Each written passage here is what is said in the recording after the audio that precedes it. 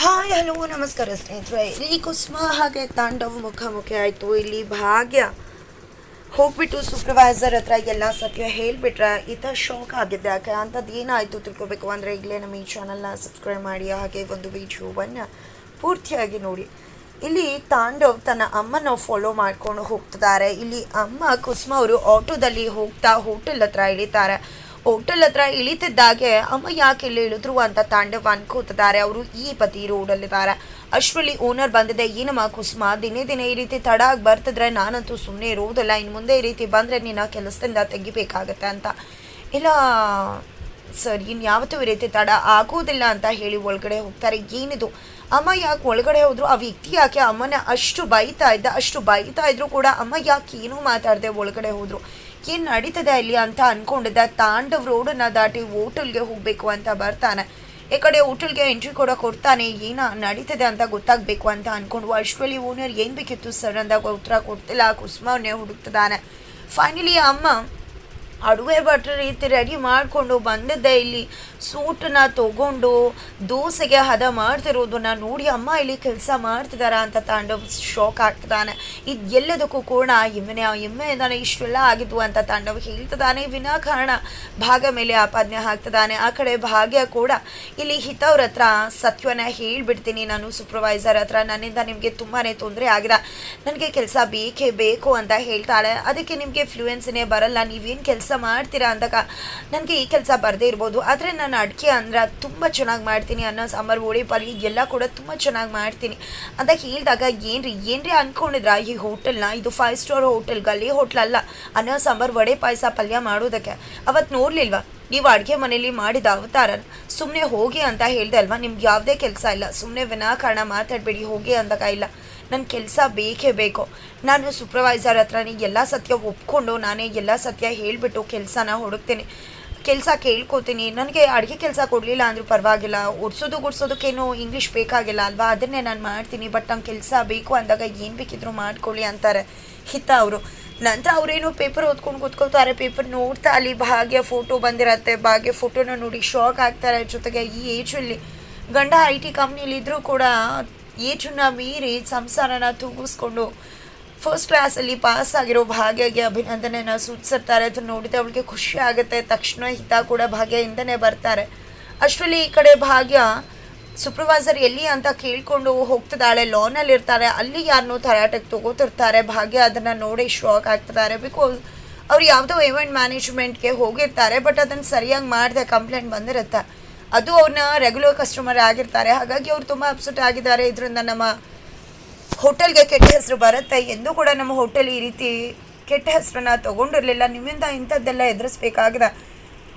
ನಾವಿಲ್ಲಿಗೆ qualified ಅವ್ರನ್ನೇ check ಮಾಡಿ ತೊಗೊಳ್ಳೋದು. ಏನ್ರಿ ನೀವು ಈ ರೀತಿ ಕೆಲಸ ಮಾಡ್ತಿರಲ್ಲ, ಅದರಲ್ಲಿ ಆರೆಗೊಂಡು ಬೇರೆ, ಇದಕ್ಕೆಲ್ಲ ಕೂಡ ಒಳ್ಳೇದಲ್ಲ ಅಂತಿದ್ರೆ ನಾನೇನು ಹಾಗೆ ಹೇಗೆ ಕಾಂಜಿ ಪಿಂಜಿ ಮಾಡ್ಕೊಂಡು ಬಂದಿರೋನಲ್ಲ, ವೆಲ್ ಎಜುಕೇಟೆಡ್ ಕ್ವಾಲಿಫೈಡ್ ಆಗಿ ಬಂದಿರೋನು. ಆ ವ್ಯಕ್ತಿಗೆ ಅದು ಇಷ್ಟ ಆಗಿಲ್ಲ, ನಾನು ಸರಿಯಾಗೇ ಮಾಡಿದ್ದೀನಿ, ತುಂಬಾ ಚೆನ್ನಾಗಿತ್ತು ಅಂತ ಹೇಳ್ತಿದ್ದಾರೆ. ನಾನು ಕೂಡ ಫೋಟೋಸ್ ನೋಡಿದ್ದೀನಿ. ನಮ್ಮ ಕಡೆಯಿಂದ ಯಾವತ್ತೂ ಕೂಡ ಆ ರೀತಿ ಈವೆಂಟ್ ಮ್ಯಾನೇಜ್ಮೆಂಟ್ ಅರೇಂಜ್ ಆಗಿರಲಿಲ್ಲ, ಎಲ್ಲ ನಿಮ್ಮದೇ ತಪ್ಪು, ಅದರಲ್ಲಿ ಆರೋಗ್ಯನ್ಸಿ ಬೇರೆ ತೋರಿಸ್ತಿದ್ರ ಅಂತ ಫುಲ್ ಸೆಟ್ ಮಾಡ್ಕೋತಿದ್ದಾರೆ. ಜೊತೆಗೆ ಮೊದಲು ಆರೋಗ್ಯನ ಕಡಿಮೆ ಮಾಡ್ಕೊಳ್ಳಿ ಅಂತ ಹೇಳಿ ಅವರ ಸರ್ಟಿಫಿಕೇಟ್ ತೊಗೊಂಡು ನೋಡ್ತಾರೆ. ಫೈನಲಿ ಅವರು ವೆಲ್ ಕ್ವಾಲಿಫೈಡ್ ಆಗಿರ್ತಾರೆ. ತುಂಬಾ ಒಳ್ಳೆ ಕಂಪ್ನೀಲಿ ಎಕ್ಸ್ಪೀರಿಯನ್ಸ್ ಇರುತ್ತೆ. ಅದನ್ನೆಲ್ಲ ನೋಡಿದೆ. ಏನು ಈ ಕಂಪ್ನೀಲಿ 3 ವರ್ಷ ಎಕ್ಸ್ಪೀರಿಯನ್ಸ್ ಇದೆ ನಿಮಗೆ, ಈ ಕಂಪ್ನೀಲಿ ಈ ರೀತಿ ಎಕ್ಸ್ಪೀರಿಯನ್ಸ್ ಆಗೋದಕ್ಕೆ ಸಾಧ್ಯನೇ ಇಲ್ಲ. ಇದನ್ನೇ ನಾ ಕಲ್ತಿದ್ದು. ನೀವು ನಿಜವಾಗ್ಲೂ ಇದು ಫೇಕಾ ಅಥವಾ ನಿಜವಾಗ್ಲೂ ನಿಮ್ಗಲ್ಲಿ ಕೆಲಸ ಮಾಡಿರೋ ಎಕ್ಸ್ಪೀರಿಯನ್ಸ್ ಇದೆಯಾ ಅಂತ ಕೇಳ್ತಿದ್ರೆ ನಿಜವಾಗ್ಲೂ ಇದೆ ಅಂತ ಹೇಳ್ತಾರೆ. ನಿಜವಾಗ್ಲೂ ಇದ್ದಿದ್ರೆ ಈ ರೀತಿ ಆಗ್ತಿತ್ತಾ? ನನಗಲ್ಲಿ ಗೊತ್ತಿರೋರು ಇದ್ದಾರೆ, ಕಾಲ್ ಮಾಡಿ ತಿಳ್ಕೊತೀನಿ ಅಂದಾಗ ಏನೂ ಬೇಡ ಸರ್, ಕೆಲಸ ತೊಗೋಬೇಕು ಅಂತ ಸುಳ್ಳು ಹೇಳಿದೆ ಅಂತ ಹೇಳ್ತಾರೆ. ಕೆಲಸ ತೊಗೋಬೇಕು ಅಂತ ಈ ರೀತಿ ಯಾರಾದರೂ ಸುಳ್ಳು ಹೇಳ್ತಾರೆ? ನಿಮ್ಮನ್ನ ಮೊದಲು ಪೊಲೀಸ್ ಅವ್ರಿಗೆ ಇಟ್ಕೊಡ್ಬೇಕಾಗತ್ತೆ ಅಂದಾಗ ಬೇಡ ಸರ್ ಅಂತ ರಿಕ್ವೆಸ್ಟ್ ಮಾಡ್ಕೋತಾರೆ. ಆದರೂ ಕೂಡ ನಿಮ್ಮಂಥವ್ರೆಲ್ಲ ಸುಳ್ಳು ಹೇಳಿ ಕೆಲಸ ತೊಗೋತೀರಾ ಅಂದರೆ ಬಿಡೋಕ್ಕಾಗತ್ತಾ? ಇವ್ರನ್ನ ಲೀಗಲ್ ಅಡ್ವೈಸರ್ ಹತ್ರ ಕರ್ಕೊಂಡು ಹೋಗಿ ಅವರೇ ಅವ್ರನ್ನ ಪೊಲೀಸ್ ಅವ್ರಿಗೆ ಇಟ್ಕೊಡ್ತಾರೆ ಅಂತ ಯಾರೋ ಒಬ್ರನ್ನ ಕರೆದು ಅವ್ರನ್ನ ಕಳಿಸ್ತಾರೆ. ಇದನ್ನೆಲ್ಲ ನೋಡಿದ್ರೆ ಭಾಗ್ಯ ಪಾನಿಕ್ ಆಗಿಬಿಡ್ತಾರೆ.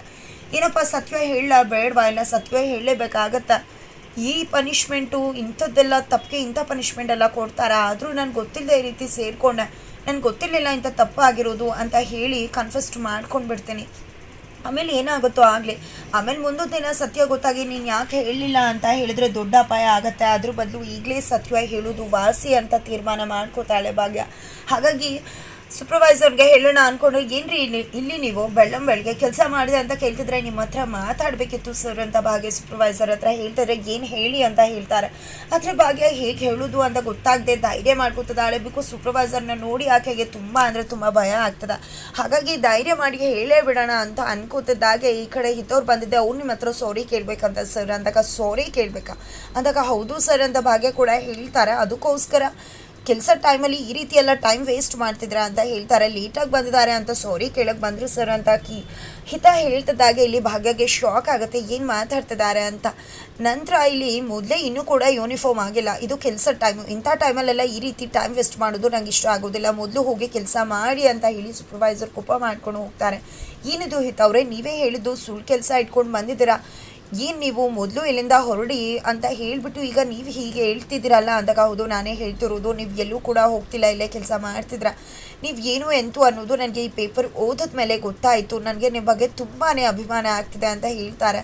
ನಿಮ್ಮ ಪೇಪರಲ್ಲಿ ನಿಮ್ಮ ಬಗ್ಗೆ ಬಂದಿತ್ತು, ಎಲ್ಲ ಕಷ್ಟನ ನುಂಗ್ಕೊಂಡು ನೀವು ಸಂಸಾರನ ತೂಗಿಸ್ಕೊಂಡು ಈ ರೀತಿ ಸಾಧನೆ ಮಾಡಿರೋದು ಅಂತ ನಂಗೆ ಅರ್ಥ ಆಯಿತು ಅಂತ ಹೇಳ್ತಾರೆ. ಆದರೂ ಕೂಡ ನಿಮ್ಮ ಗಂಡ IT ಇಟ್ಕೊಂಡು ನೀವು ಯಾಕೆ ಈ ರೀತಿ ಕೆಲಸಕ್ಕೆ ಬಂದಿರೋದು ಅಂದಾಗ ಇಲ್ಲಿ ತಾಂಡವಾಡಿದ ಮಾತುಗಳು ಎಲ್ಲವೂ ಕೂಡ ಭಾಗ್ಯಗೆ ನೆನಪಾಗ್ತದೆ. EMI ಕಟ್ಟಬೇಕು ಅಂತ ಹೇಳಿದ್ದು, ಹಾಗೆ ಮಕ್ಕಳು ಫೀಸ್ ಕಟ್ಟಬೇಕಾಗಿರೋದು ಎಲ್ಲವೂ ಕೂಡ ನೆನಪಾಗಿದೆ. ಈ ಕಡೆ ಭಾಗ್ಯ ನನಗೆ ಕೆಲಸ ಬೇಕೇ ಬೇಕು, ಅದು ಯಾವುದೇ ಕೆಲಸ ಆದರೂ ಪರವಾಗಿಲ್ಲ, ನನಗೆ ಕೆಲಸ ಬೇಕು, ಸೂಪರ್ವೈಸರ್ ಸರ್ ಹತ್ರ ಎಲ್ಲ ಸತ್ಯ ಹೇಳಿಬಿಟ್ಟು ಕೆಲಸ ತೊಗೋತೀನಿ, ನನ್ನ ಮಕ್ಕಳು ಫೀಸ್ ಕಟ್ಟಬೇಕು, ಮನೆ ನಡೆಸಬೇಕು, EMI ಕಟ್ಟಬೇಕು ಅಂತ ಹೇಳ್ತಿದ್ರೆ ಹಿತಾಗೆ ಶಾಕ್ ಆಗ್ತದೆ.